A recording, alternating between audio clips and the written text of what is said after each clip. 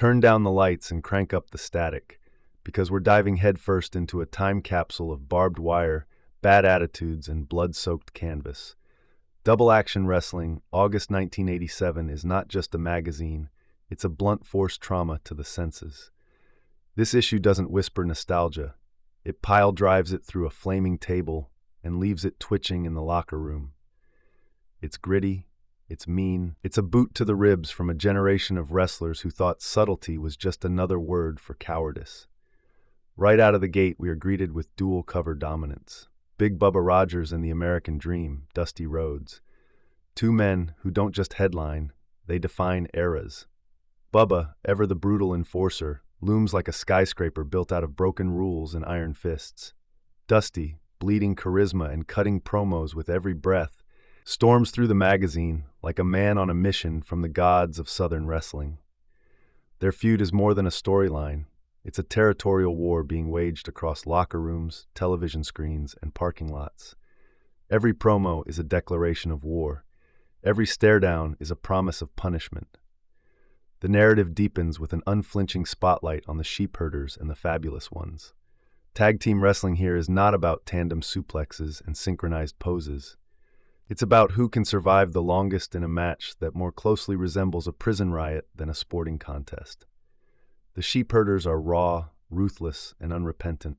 Covered in blood and menace, they fight like men with nothing to lose. The Fabulous Ones, polished, precise, and driven, are portrayed as warriors trying to hold back an avalanche with their bare hands. Every clash between these teams is documented with photography so visceral, it feels like you're catching a back elbow to the jaw just flipping the page. The action jumps out at you, unfiltered and unapologetic. Colonel DeBeers stalks through the midsection of this issue like a specter of controversy. The magazine leans into his heat, casting him as a villain not just in the ring, but in the very fabric of the wrestling universe. His match against a youthful Scott Hall is chronicled in brutal fashion. DeBeers plays the part of the political tyrant, dripping with arrogance and supremacy, while Hall represents youthful strength and rising defiance. Their match explodes in a flurry of forearms, blood, and crowd vitriol. This is wrestling's version of a culture war, and nobody walks away clean. The clash is philosophical as much as physical, the kind of heat you can't bottle or script. It's real, and it hurts. Just when you think the testosterone meter can't go any higher, Wendi Richter crashes into the scene and takes a sledgehammer to expectations. The women's wrestling section isn't an afterthought, it's a battlefield. Richter versus LeRoux is portrayed not as a novelty, but as a grudge match loaded with fury. Wendi is power, style, and righteous fury, all wrapped in one. Kat is relentless, vicious, and proud. Their rivalry is a center stage event, captured in photo sequences that look more like war reportage than glossy centerfolds. They don't want respect, they demand it, and they earn it with every strike, every throwdown, every scream from the crowd. Amidst the chaos, we get inserts of promos, fan letters, and op-eds that bleed attitude. Bobby Heenan pops in for a sharp-tongued editorial that slices through the nonsense with his signature smug brilliance. A sidebar calls out Greg Valentine, hinting at matches to come and grudges that never die. Fan mail ranges from the hopeful to the outright psychotic, with readers booking their own fantasy cards and begging for revenge showdowns. You don't just read these letters, you feel them. They're scrawled in sweat, beer, and the ink of the obsessed. These fans aren't watching from the sidelines. They're living it. The latter pages transition into club promotions, rankings, and indie scene updates. But even here, the passion doesn't taper. Dynamite Wrestling gets name-dropped, and it's treated with the same respect as the major promotions.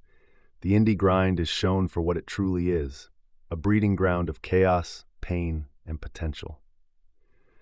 The future stars of the squared circle are down there, bleeding for gas money and a handshake, and Double Action Wrestling doesn't flinch. It documents them with the same urgency it gives to the main eventers. Every promotion, no matter how small, gets the spotlight if the action warrants it.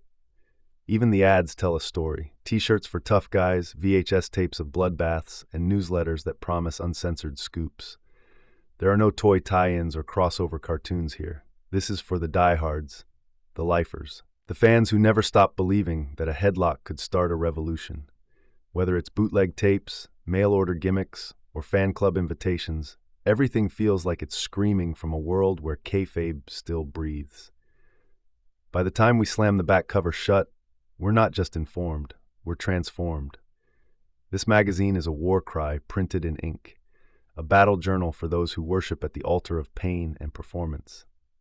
Double Action Wrestling, August 1987, isn't just a throwback. It's a defibrillator to the chest of wrestling history. A reminder that this business isn't about pyrotechnics or billion-dollar budgets. It's about grit, sweat, heart, violence. It's about the stories that bleed out of the ropes and into the souls of the fans. If wrestling magazines had a Mount Rushmore, this issue would be chiseled in with blood-soaked hands. It doesn't just remember the era, it revives it. With fists clenched and boots laced, we march out of its pages ready for anything. This is not nostalgia. This is war. This is truth written in black eyes and bruised ribs. This is wrestling, and we were ringside for every glorious second of it.